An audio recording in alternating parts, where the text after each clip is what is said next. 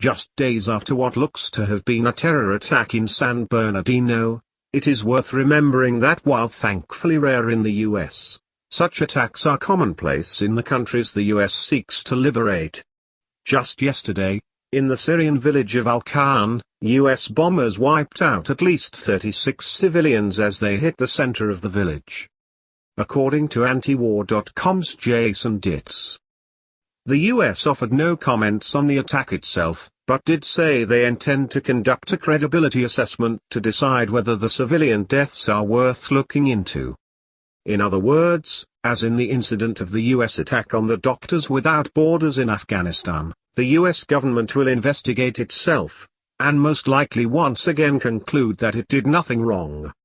As the United States is acting illegally in Syria, there is no UN resolution nor was the US invited by the Syrian government to conduct military activities on its soil. Each US strike on Syrian soil is as lawless as the San Bernardino demonic duo.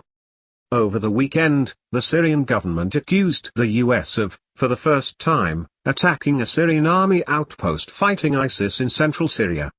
3 Syrian soldiers were killed in the attack and more than a dozen were injured. 9 rockets were fired at the Syrian base. In similar obfuscating fashion, the US at first denied that any attack had taken place, then admitted an attack had taken place but claimed that it had not been bombing in the area, then admitted that it had been bombing in the general area but not close to the Syrian military outpost, then, when all else failed, it resorted to its fallback position. It blamed the Russians for the bombing.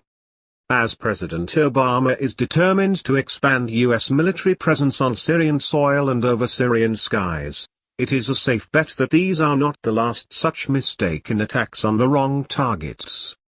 Cynics already suggest that the attack on Syrian army positions near an ISIS stronghold was yet another example of the real US agenda in Syria: regime change at all costs and destruction of the Syrian army in the process. It's like Iraq all over again.